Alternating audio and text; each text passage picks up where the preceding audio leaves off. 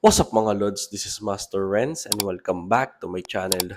So sa video ito, manood tayo kay Goosebumps Top 5 na ang pamagat ay hinatak na multo ang bata sa ilalim ng kama. Naku, makatakot to bata, hinatak. So make sure, panoorin natin to. Make sure magsusubscribe kayo dito kay Goosebumps Top 5. Yan. So shoutout sa mga subscribers ko dyan. Thank you so much sa inyong pagsuporta. So without further ado, let's go sa go. Ang mga videong inyong matutunghayan ay para lamang sa mga taong matatagang loob dahil maaari itong magdulot ng disturbance sa inyong mahimbing na pagtulog. Katakot ah. Katakot yung boses nito. The Security. Ang videong ito ay kuha sa trabaho ni Nishia sa Oak Court Mall sa Memphis, kung saan siya ay nagtatrabaho ng panggabi bilang isang security staff. Buong gabi naman daw maayos ang shift niya pero may kakaiba siyang nararamdaman sa isang bahagi ng mall. Ang sabi niya may nararamdaman siyang presence sa kwarto dito. Mag-aalas 7 na ng umaga, ilang minuto na lang ay matatapos na ang shift niya. Kaya nag-final rounds muna siya. Habang ginagawa niya to, eto na nga ang nangyari.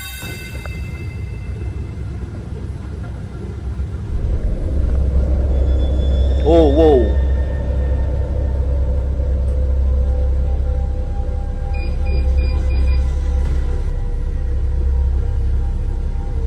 Ayun siya oh. Nakita niya.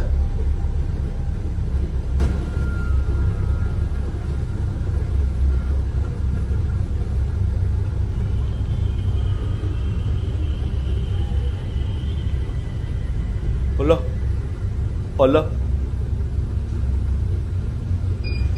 Ay. Oh, napatakbo Bigla siya na oh. lang nagbukas ang pinto sa may bahagi ng hallway ng mall pero wala ka namang makikitang nagbukas nito. Nasaksihan nga ni Nishia ang lahat dahil ito ay nangyari sa mismong harapan lang niya. Nagtataka siya kung paanong bigla na lang bumukas ito ng mag-isa dahil buong gabi naman itong nakasara. Nanatili nga itong bukas ng ilang minuto at ang sabi ni Nishia, may nakikita siya sa loob ng madilim na kwarto na hinihikayat siyang pumasok doon. Sa uling pagkakataon ay muli niyang nilapitan at sinilip ang kwarto ngunit kasabay ng pagsilip niya ay ang pagsara din ng pinto. Matapos nga nang nangyari ay naparadyo na lang siya sa mga kasamahan niya.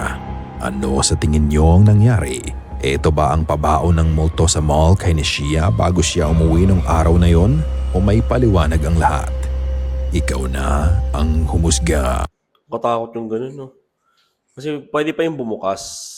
Kung halimbawa may tao doon, magaling siya nagtago. Pero yung sa magsasakado mag-isa, iba na yun. Creepy ah. Spirit Orb. 4 na taon na ang nakalipas nang may makunang kakaiba si Colleen sa bahay nila at 4 na taon na din siyang nagtataka kung ano ito. Isang beses habang chinecheck niya ang kanyang telepono ay muli niyang nakita ang video na nakunan niya sa CCTV at ito nga ay pinost niya sa isang social sharing website. CCTV to ah. Ayun no. Sa video, makikita mong isang maliit na orb ang nabuo sa itaas ng kitchen island. Napaka-graceful ng galaw nito at para nga lang itong apoy ng kandila. Tuwing mag-iiba ito ng posisyon ay makikita mo rin na nag-iiwan ito ng trail ng ilaw o buntot nito. Ang lalo pang nagpaintriga sa mga nakapanood nito ay ang pagkakaroon ng reflection nito sa island. Marami din ang mga naglabasan para i-debunk ang video, ngunit marami ang hindi sumang-ayon nang sabihin nila na ito ay sapot lang ng gagamba. As you can see in the video, para nga itong may sariling isip. Pero what do you think mga ka-goosebumps? Is it a spirit orb or is it something else? Humanoid. Baka litap-tap. Hindi ko lang sure. Pwede yung spirit or pwede yung alitap-tap. Shadows. Kakatapos lang ng trabaho ni Leonardo sa isang junkyard nang maisipan niyang mag-live para ipakita ang kasalukuyang nagaganap nung gabi na yun. Ang sabi niya, meron siyang nakikita sa pagitan ng trailer at ng kotse pero hindi niya alam kung ano yun. Noong una akala niya ay mga magnanakaw to Pero kalaunan ay nagbago ang opinyon niya dito. Panoorin ang Lo voy a kanyang hacer en vivo video. porque luego dicen, ya me asustó el gato. Live Luego dicen to, que es mentiras, pero miren, estoy acá afuera del yunque y miren lo que se mira. No sé si cansan a mirar ustedes, pero mira, Parang Arriba? nakatakot naman yung lugar, oh. mira, mira. Wow. May tao. ¿Se mira eso?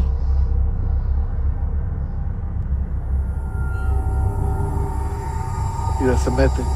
Y no son rateros porque ya corrí para atrás, me metí con la troca y cada vez que me arrimo,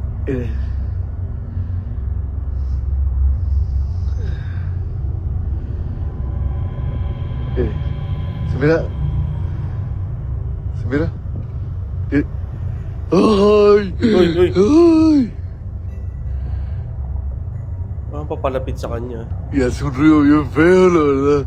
Y no son rateros, o sea, pues. No son los rateros. ¡Ay! ¡Qué feo se siente! Miren, miren, atrás de la troca, mira.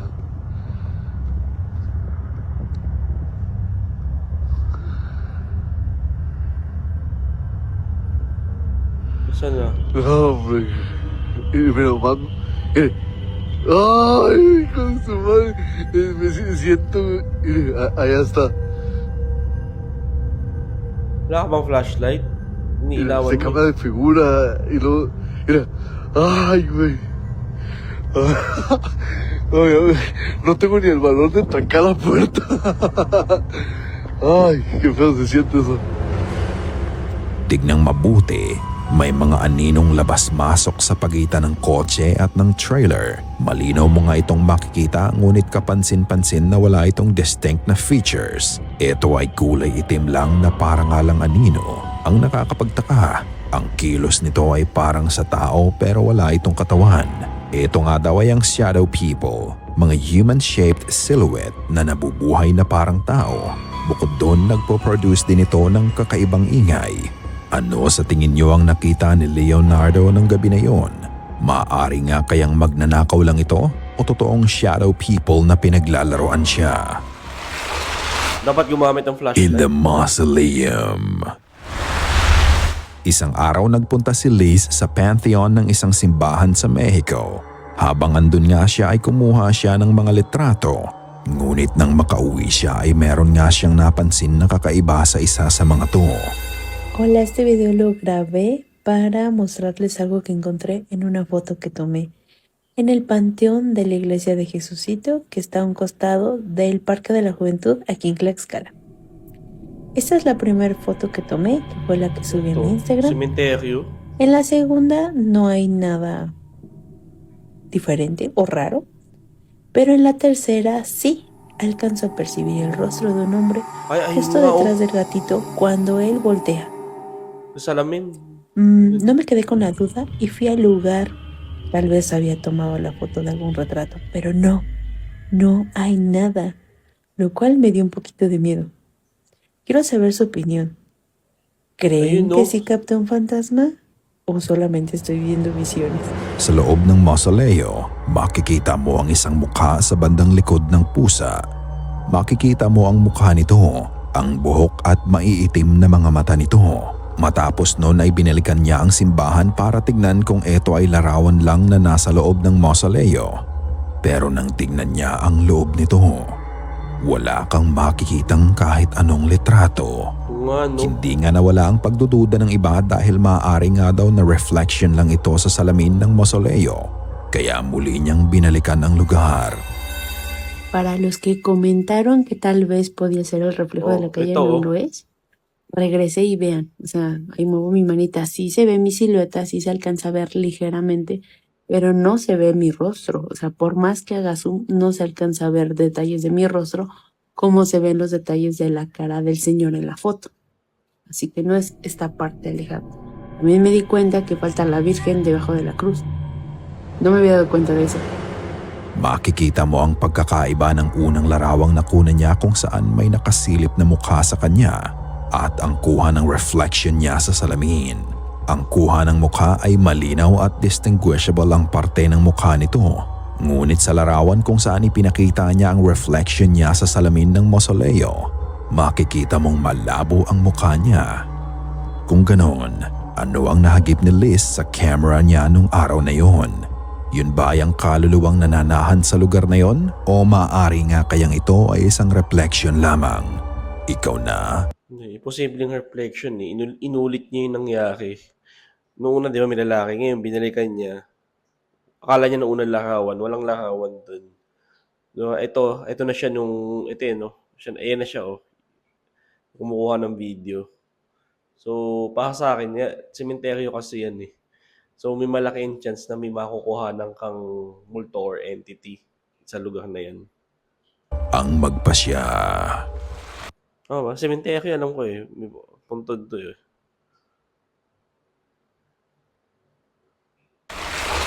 Neighbor. Ito ay videong kuha ng kapitbahay ni Monse. Isang gabi ay nakarinig sila ng ingay na nanggagaling sa isa sa mga cabin na malapit sa kanila. Ang sabi ni Monse ay may 5 cabin doon, ngunit 2 lang ang okupado dito. Ito nga yung cabin ni Monse at ang kapitbahay niya, kaya nagtataka na nga lang ang kapitbahay niya nang marinig niya ang ingay. Agaran siyang lumabas at nag-video. Ito ang nangyari. Oye, ya te vimos.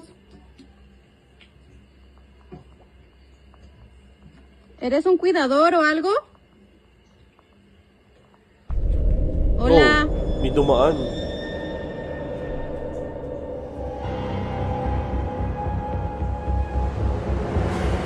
Nang tawagin ng kapitbahay ni Monse ang may gawa ng ingay, makikita mo ang paglabas ng isang anino sa gawing kaliwa at eto nga ay naglakad pa kanan.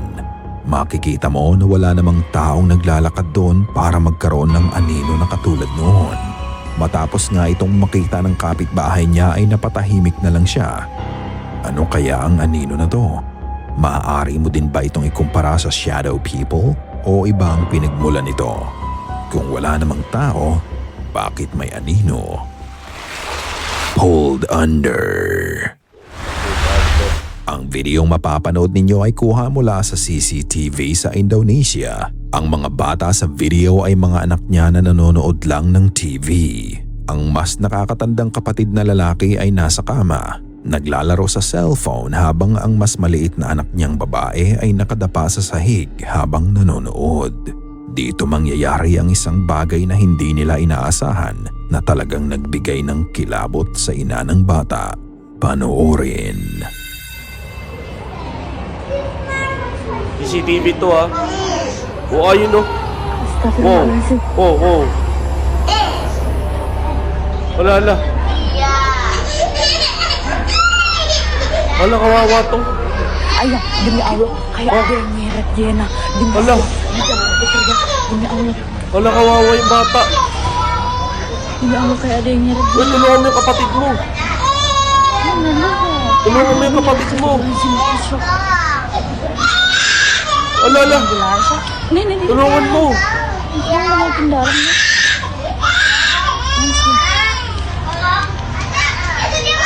Uy, tulungan mo.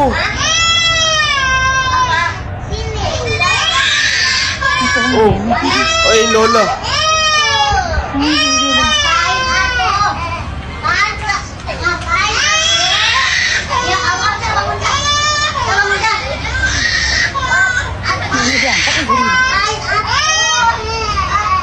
Demi Allah kayak ada yang nyeret, sumpah demi Allah. Bukan dia pergi. Abang asli. Angat yung kama.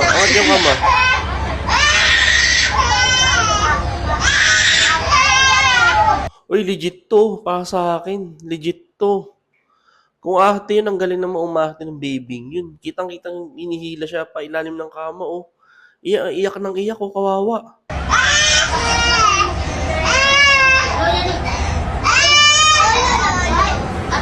Habang nanonood ang bata, parang may kung anong puwersa Ay, no? ang bigla na lang humatak sa mga paa nito at hinila siya sa ilalim ng kama. Makikita mo na nilabanan pa nga ng bata ang paghatak sa kanya. at napaiyak na nga lang ito. Sinubukan pang gumapang ng bata palabas sa kama pero mas malakas ang puwersang humahatak sa kanya. Napahagulgol na lang ang bata dahil sa takot nito hanggang sa tuluyan na nga itong mapailalim sa kama. Ang nakakapagtaka pa, nang dumating ang lola ng bata, sinubukan itong hilahin ang apo niya palabas sa kama, Kaya nga, ngunit kahit siya ay hindi niya ito magawa.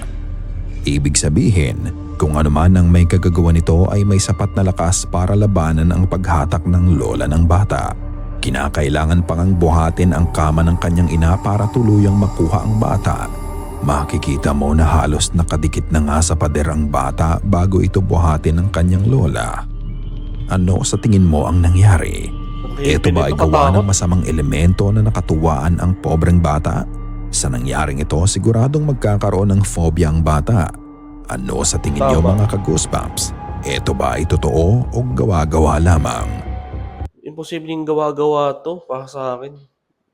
Bukod sa CCTV, hindi aakti yung bata ng ganun. Kaya nasabi ko kanina. Katulad ng lagi kong sinasabi, ikaw na ang magpasya. Ikaw na ang bahalang Bahalang humusga. humusga. Sana ay Ayun, kinilabutan ako dun sa last part, Sir Goosebumps.